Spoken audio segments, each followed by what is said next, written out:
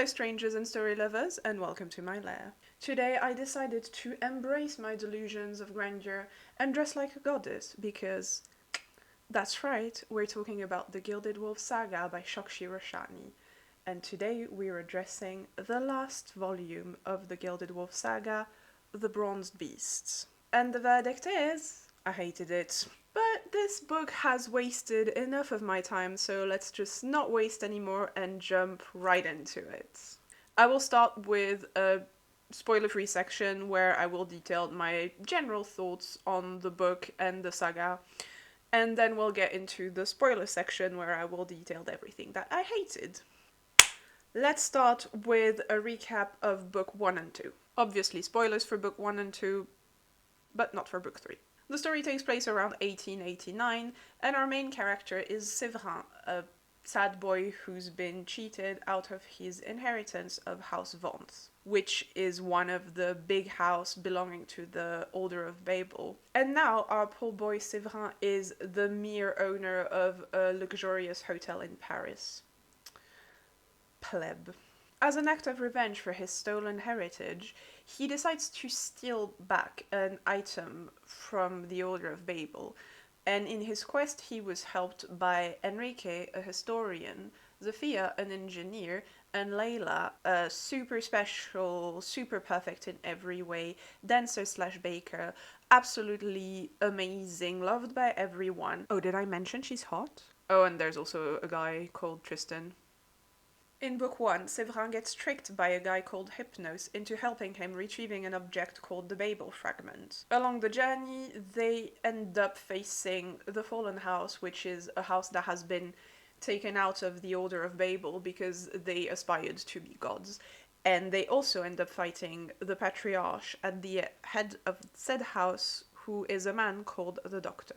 Our heroes make the Fallen House's plan fail, and so in retaliation, they kill Severin's baby brother Tristan. So Severin is sad.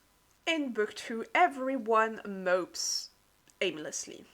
And in between their moping, they learn that the Fallen House is looking for an object called the Divine Lyrics, which is apparently an item that can turn you into a god, and they really want that. And so does Severin now, because, delusions of grandeur and all that. Coincidentally, the Divine Lyric is also what Laila needs in her life in order to survive, because, you see, there is this magic in the world called forging, and Laila wasn't born naturally, but she was born by forging. And so because of that, she's only going to be able to live until her 20s, which is sad. But with the Divine Lyric, she could extend her life. So that's good. Less good is that at the beginning of the book, she only has 3 days left to live. Now, the annoying thing is that the Divine Lyric can only be played by one person, the descendant of the Lost Muse. Which actually is not so bad, because it just so happens that Severin is the descendant of the Lost Muse, but for no good reason. At the end of book 2, we find out that the Doctor, so the Patriarch of the Fallen House, is this guy called Ruslan, and Severin pretends to kill his friends and then joins Ruslan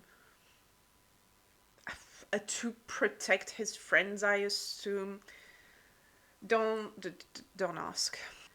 And now that we're all caught up on the journey that took us here, let's see what book 3 has in store for us. After Severin's seeming betrayal, the crew is fractured. Armed with only a handful of hints, Enrique, Laila, Hypnos and Zofia must find their way through the snarled, haunted waterways of Venice, Italy, to locate Severin. Meanwhile, Severin must balance the deranged whims of the Patriarch of the Fallen House and discover the location of a temple beneath a plague island where the divine lyre can be played and all that he desires will come to pass. With only 10 days until Laila expires, the crew will face plague pits and deadly masquerades, unearthly songs and the shining steps of a temple whose power might offer divinity itself, but at a price they may not be willing to pay. So basically, they're trying to find the temple where Severin will be able to play the divine lyre, because it's actually the divine lyre, they discover that in book 2. So they're trying to find the place where Severin will be able to play the Divine Lyre, while Severin is just in Ruslan's team trying to reach out to his friends. And I hated it. I hated it. I have no highlight. I just hated it. That ending ruined everything for me. I'm not gonna say what the ending is, because this is still the spoiler-free zone, but I am just gonna say I hated it. The epilogue... The epilogue... If not for the epilogue, I may have given this book a 2, but after reading the epilogue, man, I was just like, I can't give this more than a 1 star out of 5. The epilogue made me regret I read the entire saga. It would just felt like a massive waste of time, and it just confirmed my feeling that I had at the end of book 2, that nothing in this book mattered but the stupid love story between Severin and Laila, which are, to me, the worst characters. I hate them both. So, because I had this realization at the end of book 2 that nothing apart from them really mattered, I tried not to get emotionally invested in this book, even with the characters that I do like. I was just like, just don't bother, because it's not gonna matter in the end, and everything you will get is just like more hatred. And I like to vent sometimes. I do like to hate read things, but at the end of the day, I want to be happy. So I try, if I can prevent it, to not trigger my own anger. So I just thought, just don't get invested emotionally. It's fine. It's fine. And boy, I'm glad I did, because like I said, that epilogue confirmed all of my fears. Like, nothing matters but Laila and Severin. So yeah, good thing I didn't get involved emotionally. Like, well done me for that. Now, my usual format is that I will try to find something positive to say and then something negative to say. But honestly, I'm just so annoyed that I can't find anything positive to say. I know if I think about it, I can, because it's not a bad book. Like, I mean, it is a bad book, to me, at least. I can see some people appreciating it. I just really, really, really hated it. But, trying to be fair, again, the style is really pretty. It's not my favorite kind of style. I prefer something a bit more straightforward, like a bit more simple, that packs a bit more punches. But it's like, it's nice, it's poetic, and I can see some people really enjoying that type of style, and there were even a lot of moments where I was like, oh, that's actually kind of well written. You can also tell that the author did a lot of research, so some bits are really interesting, and I am really impressed with the depth of the research and everything. Yeah, some parts were kind of pleasant to read, like the puzzles that the crew has to solve sometimes. If that's your cup of tea, I can see you being very into that. Personally, I kind of didn't really care all that much, so a lot of time I kind of zoned out of the explanation and just like went to the end and be like, oh, okay, this is where you need to go next. But still, I can see some people having fun with that. There were also some scenes that I enjoyed. Of course, I still have my boy Enrique's back. He's still amazing and I still love him and I still think he should have been the main character. There were some scenes that I enjoyed, and even the last chapter, right before that stupid epilogue, I was okay with it. I wasn't like transported, but I was like, you know what? I can see this being a good ending. Like, I knew something bad was gonna happen afterwards. I was not involved again because I knew I wouldn't like the actual ending. But the last chapter, if it had been the ending, I would have been happy with it. I would have been okay. But again, too bad it was demolished by that awful, awful ending. And I guess I still want to count my boy Enrique as a positive, so I will. But as expected, I felt a bit let down at the end by the conclusion of his arc. Not as bad as I thought I would be, but still, it was very lukewarm in the end. But I'm still gonna count him as a positive because I still enjoyed his parts in the story. I'll develop my thoughts on him a bit later, but I did feel like he would have made a more interesting main character. he was the one in the end who pushed the story along the most, who solved the most situations. He was still the one being the most involved in trying to solve the plot, while Laila and Severin were just like being sad as usual. And he's just also the more mature of the group. Like, the way he handled everything emotionally was just miles above everyone else, which made him, in the end, the most pleasant character to me.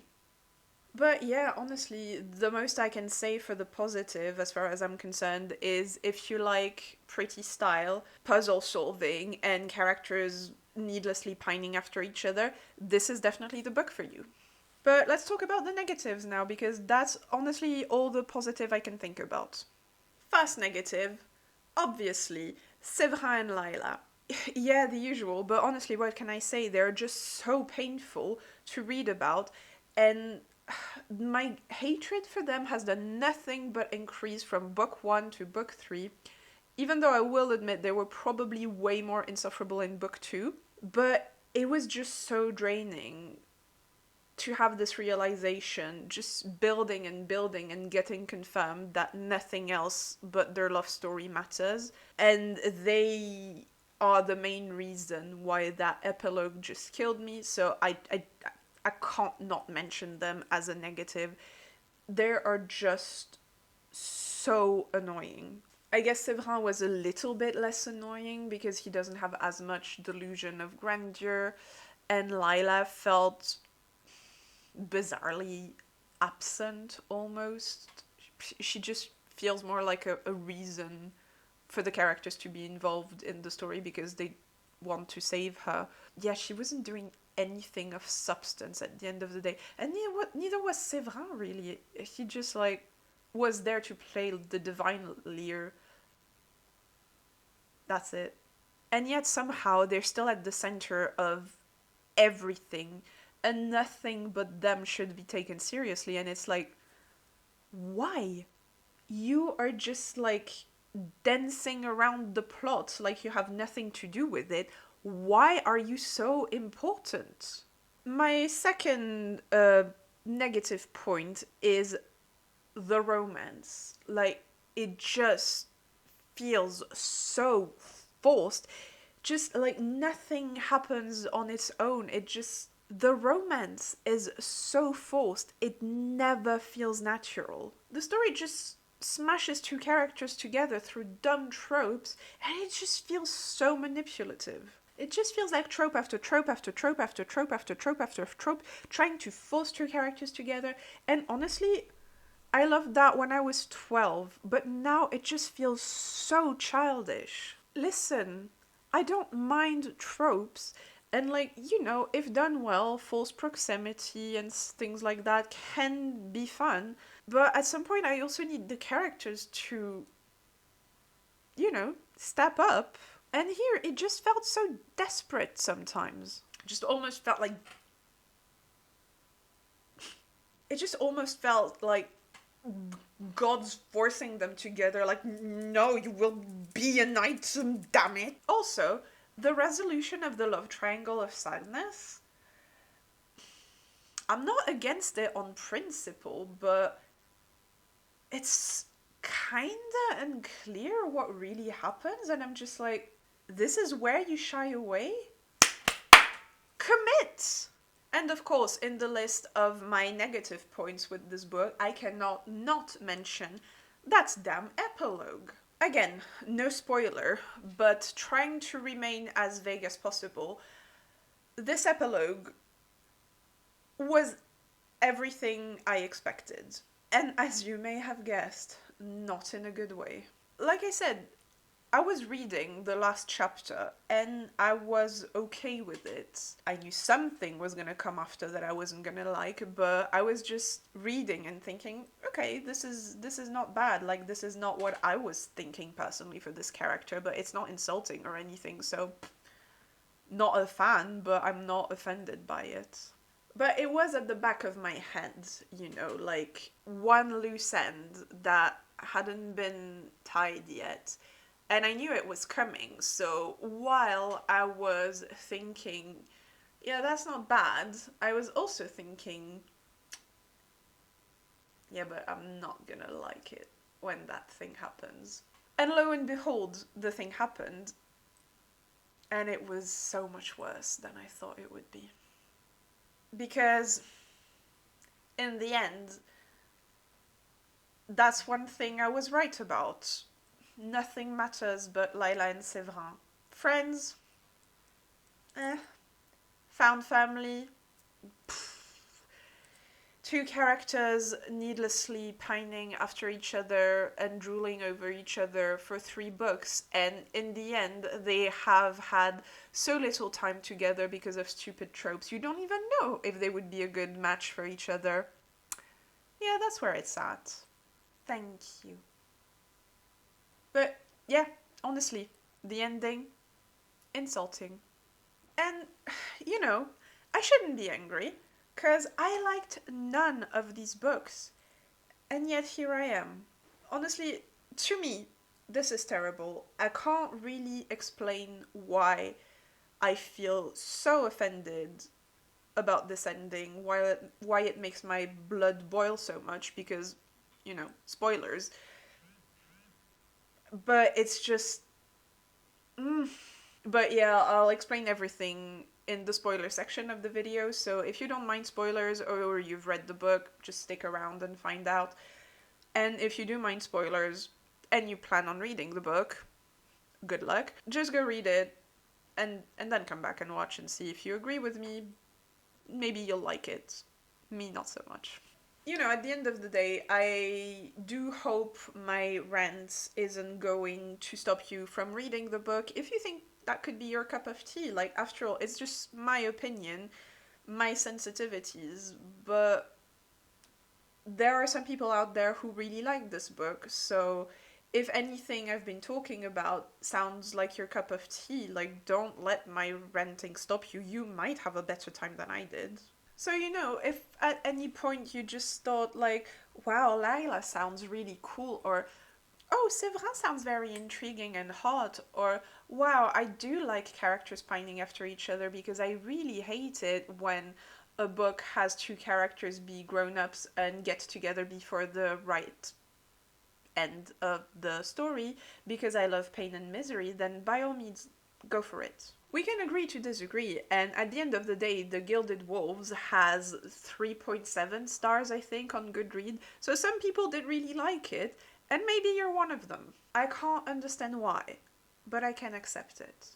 And if you've read the saga and you've loved it, and you see a mysterious charm to it, an appeal that I cannot see, do let me know. I'm genuinely curious. I'm unlikely to change my mind because I have thought about it a lot, but I may have missed something, and maybe there is something beyond the cheap drama and the annoying characters. And even then, if cheap drama and annoying characters are your thing, no shade.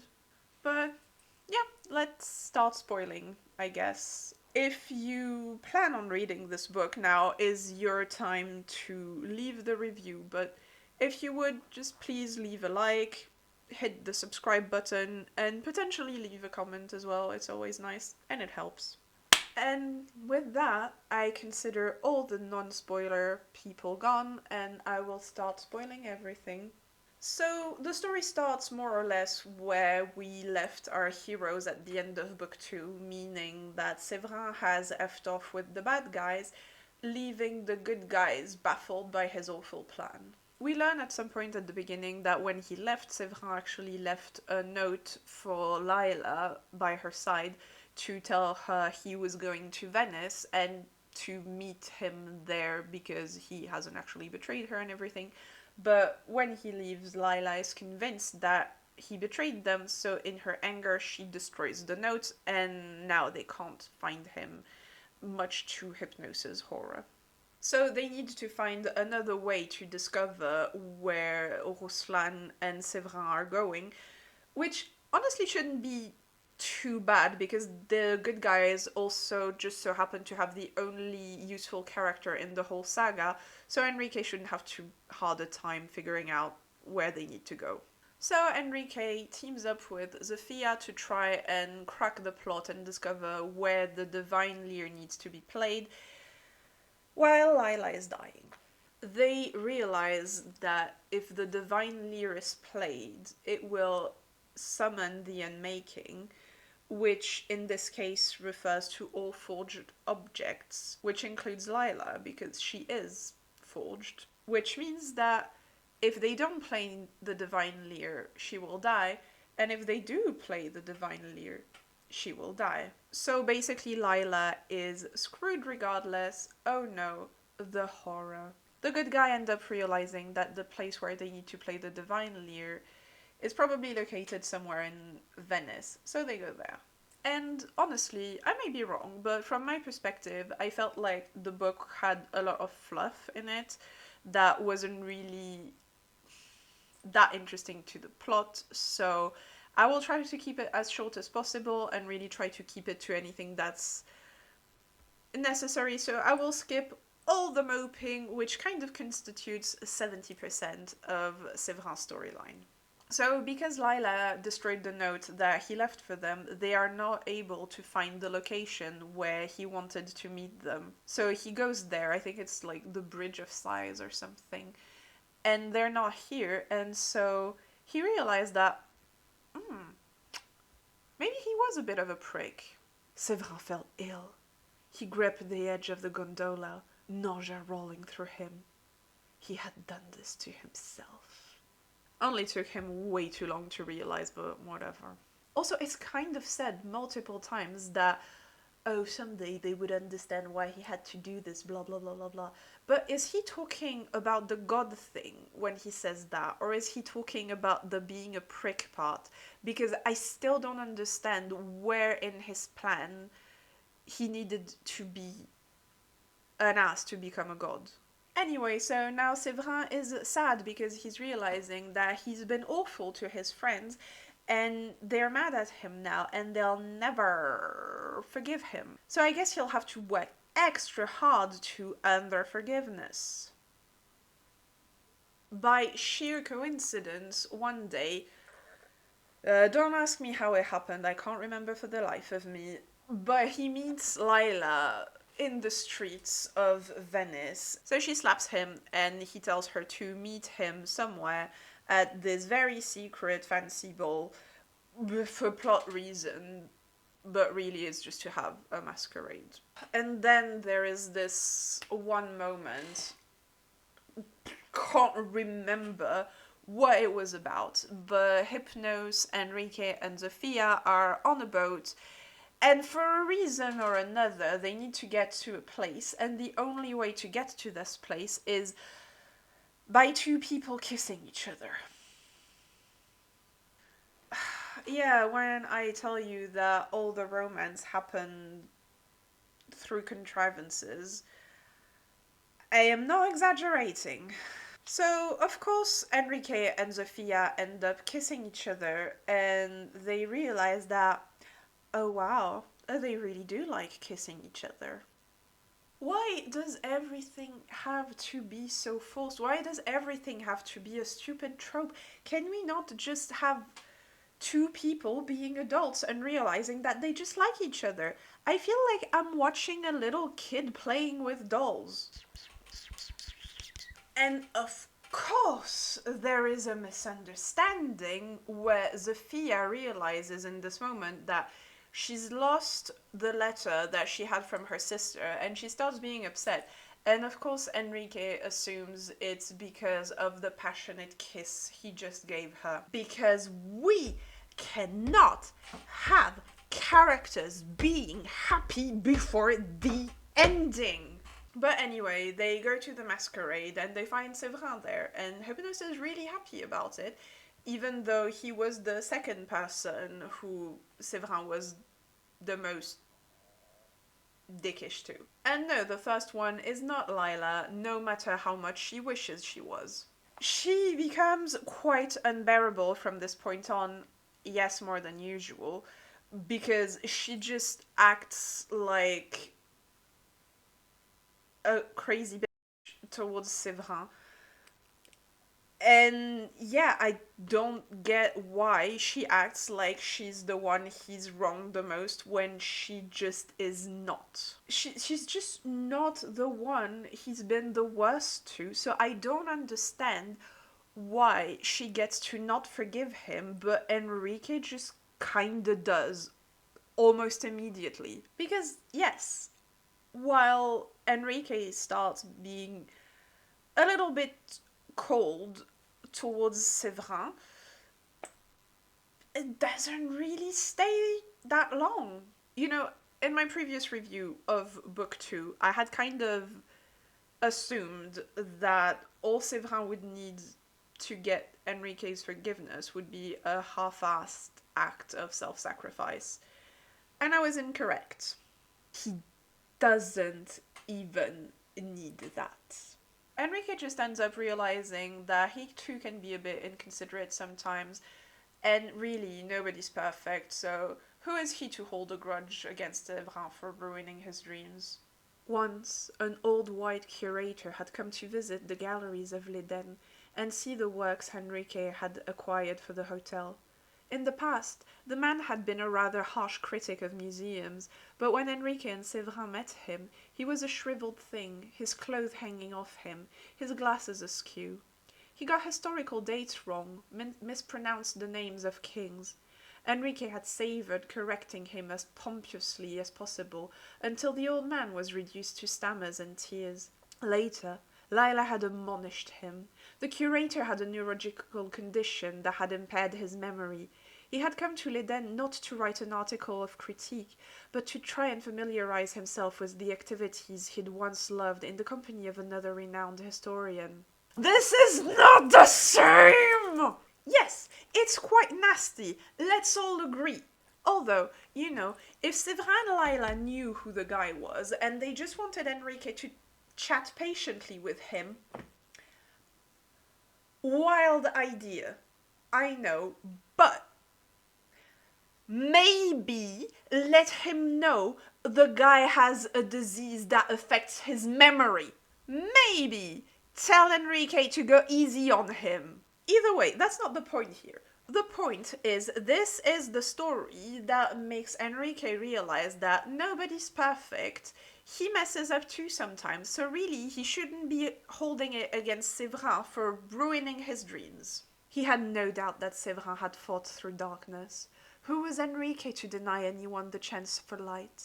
And would he also deny that light to himself? But it's not the same. It's just not. Enrique was horrible to a guy whom he didn't know had a neurological disease because no one told him.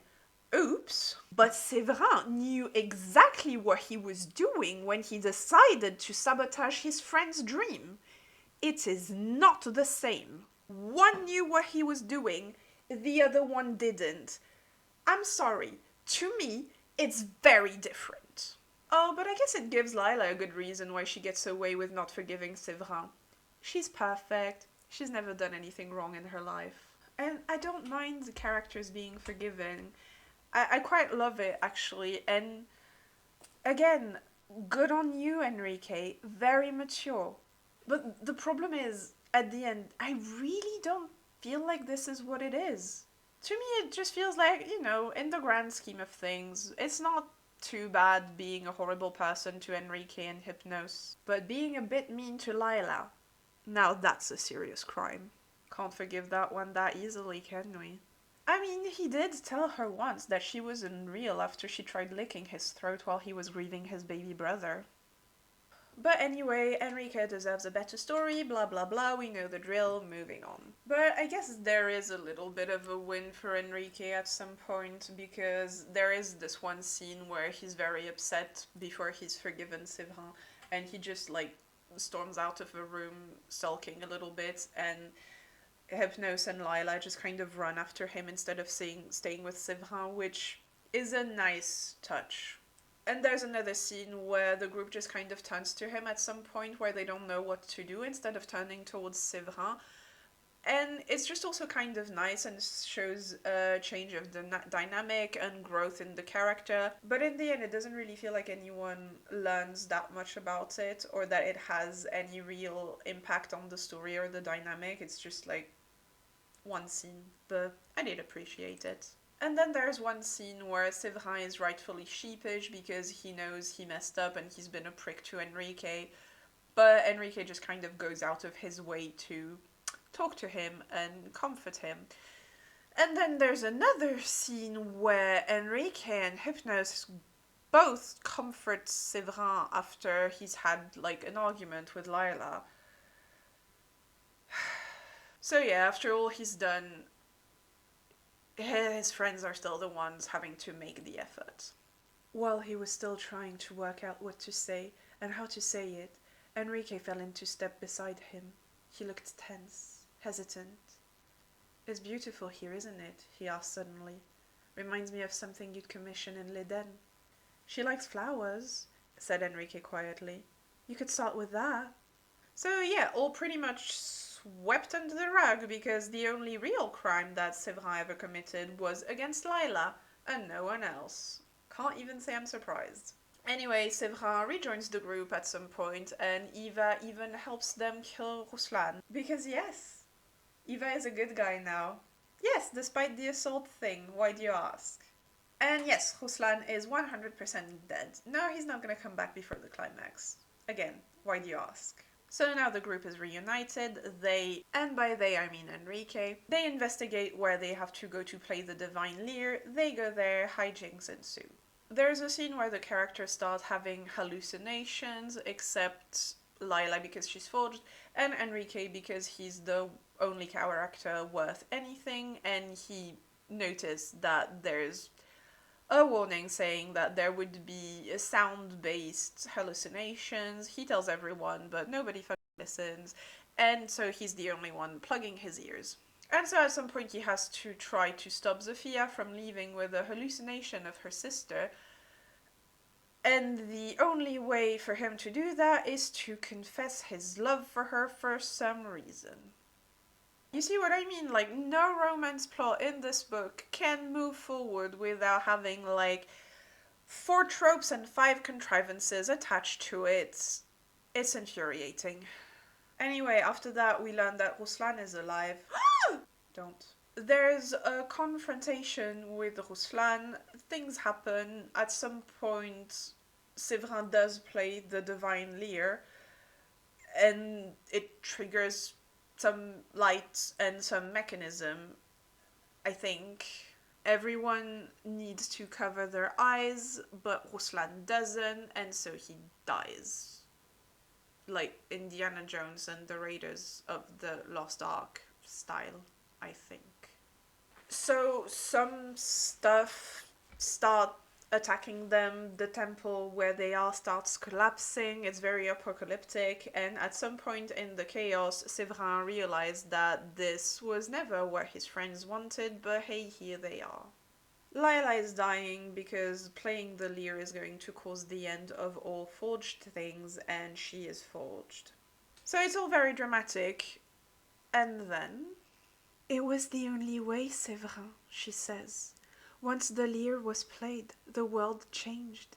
The temple was both the beginning and end of forging, and as I am both forged and human, the temple asked me to stay and guard it. I will oversee its power as it removes forging from our world. In return, I will heal. I will live." Severin has always been in awe of her, but in this moment, his awe borders on reverence. The temple can indeed grant powers of godhood, but it has not chosen him. It's chosen her. Of course it has, because it's Laila. Hell, I'm surprised that all the gods in existence haven't already given their crown to her. She should get all of their job and do all of them at the same time, combined, and she would still do a better job than any of them individually. She's Laila after all. Also, did I mention she's hot? But also, are we sure this is enough? Can she not also, like, cure cancer and solve world hunger? I mean, how much of a special little thing does she need to be? So yeah, Laila becomes a goddess, obviously. I'm surprised she wasn't one before. To be honest, I thought we kind of had established that she already was one. Anyway, she promises that she'll be back someday after recovering from dying, and Severin and his friends go back to their normal life without Laila because she has to be a goddess now. Enrique completes his character arc by realizing the obvious that he has to become a teacher now. Yeah, that was his arc. He realizes that he doesn't want to be an illustratus after all, because at some point near the end of the story, he teaches stuff to a bunch of kids for half an hour, so obviously he realizes then and there that becoming a teacher is his true calling. Yeah, good luck, Enrique. It feels a bit to me like a teenager holding her cousin's baby on her lap for like 2 seconds and realizing that she wants to have 7 kids because it went well, but you know, good for you. Everyone acts like it's the most normal thing and that they knew all along that this was his real true calling. Clearly, I've missed the memo, but hey, at least he's happy, and it makes it a little bit less bad that Severin crushed his dreams. So good for Severin, I guess. In the end, I guess we could say that Severin did him a solid, right? Enrique and Zofia become a couple, and Hypnos is like, you know, the roommate. As in, and then they were roommates. As in, they're totally a throuple, but it's not official. Story can't even commit to it. It seems like Fulging is also slowly disappearing from the world, and it doesn't seem to bother them that much that they basically changed the fundamental functioning of their world just to save their tart of a friend. Severin adopts 2 kids, and honestly, I could have been happy with that ending. Like, you know, he learns to move on, he learns to grieve, basically. He lost his baby brother in book 1 and just lost his mind and created a massive shift in the fabric of the universe, and now he lost the woman he loved, but he learns from it and he grieves and he finally moves on. You know, it's not bad. It doesn't make me love the books, but it's okay. Only it's not really how it ends. Because then there's the epilogue. At some point, it's mentioned that Severin doesn't really seem to age, and Laila, you know, the goddess, at some point told him, oh yeah, like, we're connected, and you're not gonna die as long as I'm alive.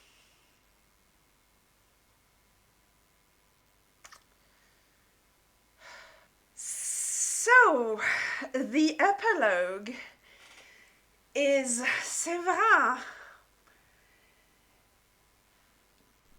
100 years in the future meeting King Laila again once all of their friends are dead.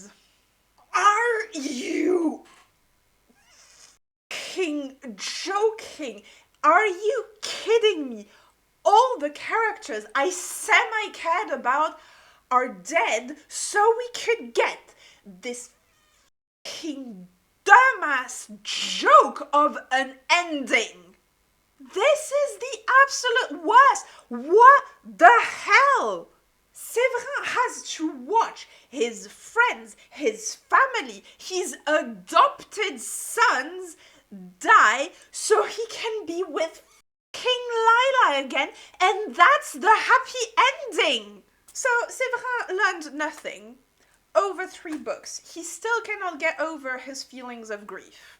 Or, you know, I guess it does actually, because he literally has to grieve everyone else in his life but the stupidest love interest I have ever seen. This has got to be the worst ending I've read. I hate it. I I detest it. What the hell is this? See, this is what I mean when I say that nothing in this book means all but these two idiots and their stupid romance. Up until that point, the books, I was kind of rating them like a 2 stars out of 5 because it was bad to me, but it was not that bad. But now, with just because of that stupid ass epilogue, I am rating it a 1 star, and I'm never touching another book from this author. Wasting my time. If I could unread the whole saga, I would.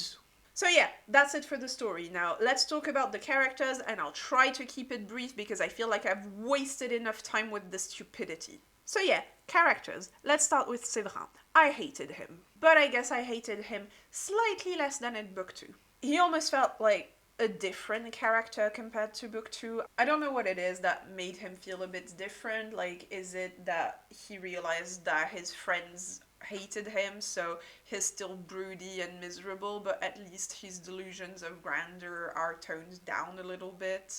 He also just had a few sweet moments overall, especially because he was trying to make amends. And while he didn't have to make as much effort as I was hoping he would have to, he was still a little bit sheepish here and there, and yeah, it was kinda sweet.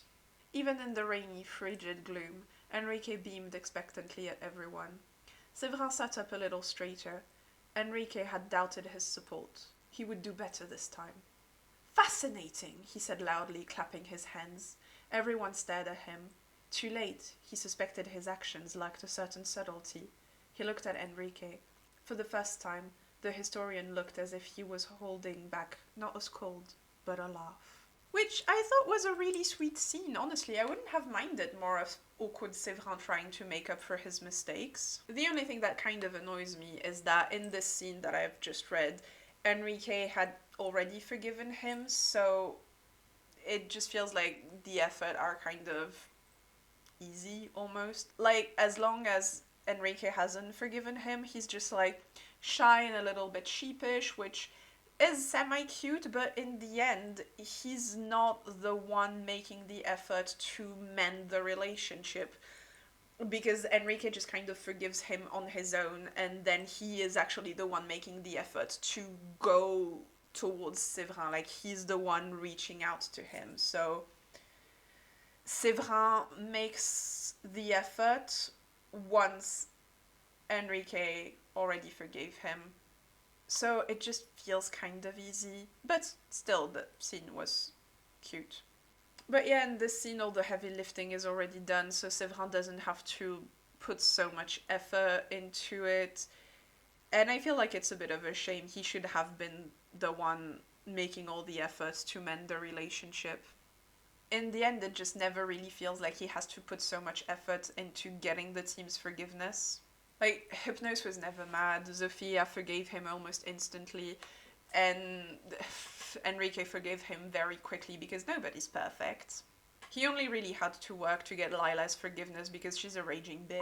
Because she's a little ray of sunshine who can do no wrong, and anyone who hurts her even a little bit had to work really hard to earn her forgiveness. Did I mention she's hot? So yeah, Severin gets off easy, as I thought he would. The whole first part of the story with him was pretty insufferable. He was just hanging out with Ruslan, pretending to be a bad guy, and I don't really think he contributed much to the plot, other than him being the descendant of the Lost Muse. So I don't get why he's the main character. But at least he's not Laila, that's pretty much the only thing I can say in his defense. And I guess I would have been pretty okay with his arc, if not for that stupid epilogue, because I kind of like the idea of him adopting 2 kids and trying to give them a better life than him and Tristan had. I was actually getting mildly into it. There were some nice moments of him looking like he was growing. It was a little bit melancholic, but not overdramatic, which I really appreciated. It showed some growth for his character, finally, and just the promise that things would be okay. Yes, he thought. although he often felt more certain on some days than others. Nevertheless, he would do what most mortals did. He would try. And damn, this should have been the ending. Right there. After 3 books of him having delusions of grandeur, 2 of which he was trying to become a god for, this was his perfect ending. It shows so much growth for him. But yeah, again, epilogue happened. Moving on, let's talk about Laila. Laila should have stayed dead. Now let's talk about Enrique. Enrique is still the best character and he deserves a better story. He still pretty much feels like he's carrying the plot, although it's not as clear-cut as in book 2. Here, Zofia and Hypnos are contributing a bit more again, which is nice. His arc of him wanting to become a teacher at the end was just stupid and it felt very shoehorned in. And Hypnos and Zofia telling him, oh yeah, obviously, we knew all along that you wanted to be a teacher, just felt a bit manipulative to convince you that, no, this was always where it was going to go. But no? Yeah, he likes to deliver passionate speeches about the subject that he's so enthusiastic about, but 1, nobody ever listens to him, which always annoys him greatly. 2, I always felt like he was more into the research and the discovery parts of being a historian and not so much the teaching about it. And part of the logic of why he wants to become a teacher is that he feels like he can change the world more by spreading knowledge and information. I'm sorry to say, sweetheart, but I think you have a bit too optimistic a view on teaching. I think Enrique is in for a rude awakening. So yeah, to me, Enrique at the end saying that he wants to be a teacher after having like a few hours session with some random kids who listened to him and paid attention to what he had to say felt pretty much like a kid saying that he wants to become a vet because he likes to pet the goats at the zoo, you know. You haven't really considered all the sterilization surgeries that you will have to do. And yeah, also, as I've mentioned, the love triangle of sadness gets resolved by Enrique and Zofia becoming an official couple and Hypnos becoming their roommates. Just commit to it next time. I promise you threesomes are okay. I am happy Enrique had confided, which was true. He was spending more time with Zofia and Hypnos, and together the 3 of them seemed to have stumbled upon a unique happiness. Severin played with children and grandchildren, and spent countless evenings by the hearth where Zofia, Enrique and Hypnos had made a home between the 3 of them. Yeah, that's the closest we get to the resolution. It's never clearly stated whether it's romantic or like roommates, but yeah, to me I read it as it's totally a throuple. It's just like an insecure one. Especially because you don't really get that there might be a romance between Zofia and Hypnos. They just kind of like each other, so it's just very unclear exactly what it is. Like, is it an actual threesome? Does Enrique just have a harem now? Or did Enrique and Zofia just kind of adopt Hypnos? But anyway, on to Zofia. She's alright. The story with her sister still felt really uninteresting to me. If I'm honest, it felt kinda like it was added at the end because it had so little relevance to the plot that I felt that it was just added to give her something to do. It's going to sound a bit harsh, but I almost feel like she shouldn't have been a point of view character. She did contribute to the plot, don't get me wrong, more than freaking Laila did.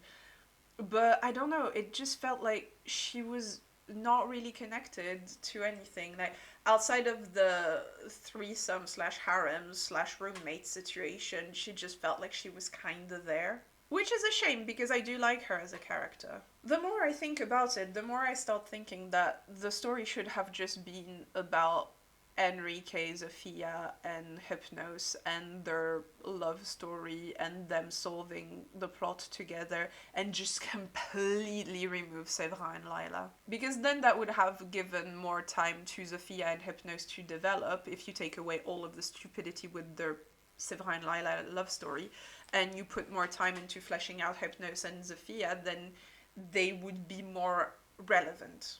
And you would give more time to actually intriguing and compelling characters. Like, just have Enrique be the main character he was always meant to be, and have Hypnos and Zofia as his love interests. And just get rid of the dead weights.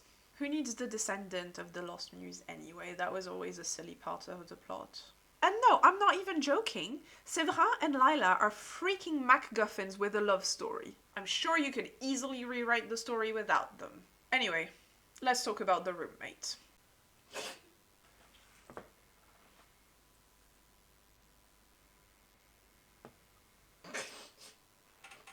Hey, so... Do we like Hypnos again? Do we like Hypnos again?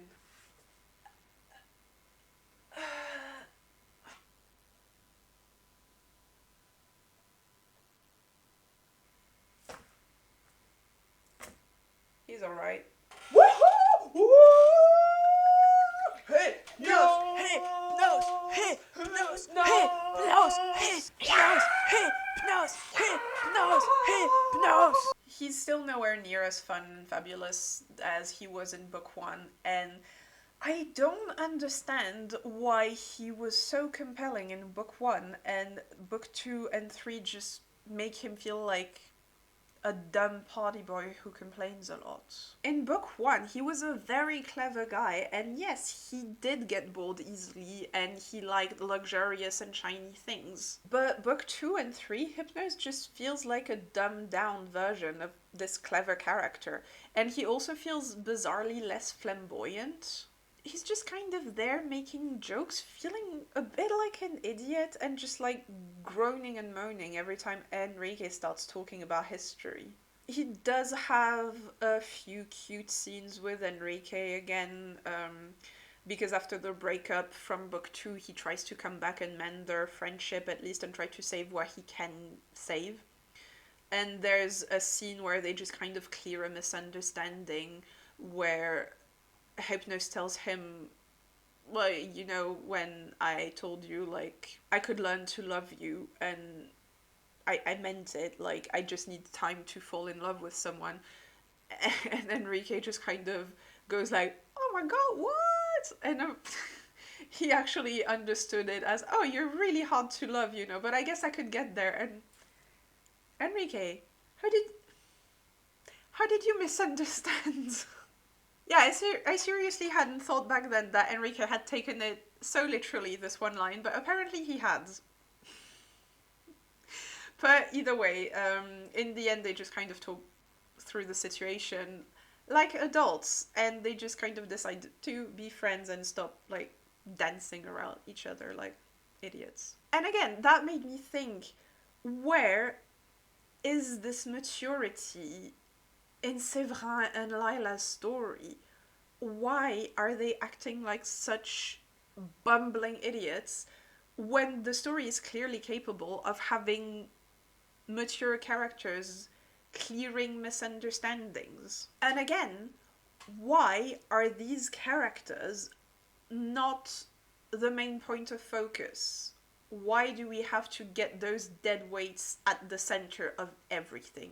Back to the trouble roommate situation. I wish the story was clearer about what it really is, because, I mean, to me it is one. It is clearly supposed to be like a trouble, but the thing is, it's very unclear at the end, because the problem is that all of the other couples are so straightforward that the fact that it's just never made exactly official still leaves enough doubt hovering over it. The story just usually leaves so little to the imagination. I'm just like, why do you suddenly have cold feet about that part? When Enrique opened the door, he found himself face to face with Hypnos and Zofia. Of course, he'd spoken to and seen both of them earlier, But it only dawned on him at the second that he was staring at the two people he'd most enjoyed kissing in the entirety of his existence. And he had never noticed until now how similar and yet different their eyes were. Two shades of blue, one like the heart of a candle flame, and the other the hue of winter. And so I feel like this scene is really the closest we get to a confirmation, because he's attracted to both of them, and the other two scenes that I read before of them just like living together. But yeah, there's just no confirmation of actual romance. In terms of Hypnos' arc, I don't really think he has one, which is fine. He doesn't need to change if he's already a good enough character, which open to interpretation. But I suppose he gets what he wanted in the end, like a family, friends, a sense of belonging, being roommates with someone else, I guess. But yeah, I think that's it, so let's just wrap this up. So I hated this, every second of it. I will repeat myself, but hey, Enrique should have been the main character. The story should have dropped the dead weights that are Laila and Severin, and it should have focused more on the story and the relationship between Enrique, Zofia, and Hypnos. Give some more time to Zofia and Hypnos so they can remain as fun and interesting as they are in book one, and just cut out the two overdramatic idiots. I hated the epilogue. Hated that this supposed found family meant nothing compared to one of the worst love stories I've read. Hated that the real ending is not Severin finding peace and happiness with his friends and family, but that instead he has to watch them all die so he can access his true happy ending with his cow of a love interest. Laila becoming a goddess is laughable. It's like the fabric of the universe just keeps collapsing and rearranging itself around her to make sure she will come out of every situation looking even better and above everything else. And it's exhausting. Also, quick shout out to the fact that everything the story accomplished is saving this one idiot, and for that all they had to sacrifice is all of the forging / magic getting taken away from the world. Like, the economy all around the world is collapsing, people are losing the ability to do something like a basic skill in their life that is essential to their daily existence, but it's fine because Laila's alive! Yay! What a massive waste of time. Anyway, that's it for the Bronze Beast. Leave a like if you've enjoyed the video, subscribe if you want to see more of my face. Thanks for tuning in, and continue to enjoy stories.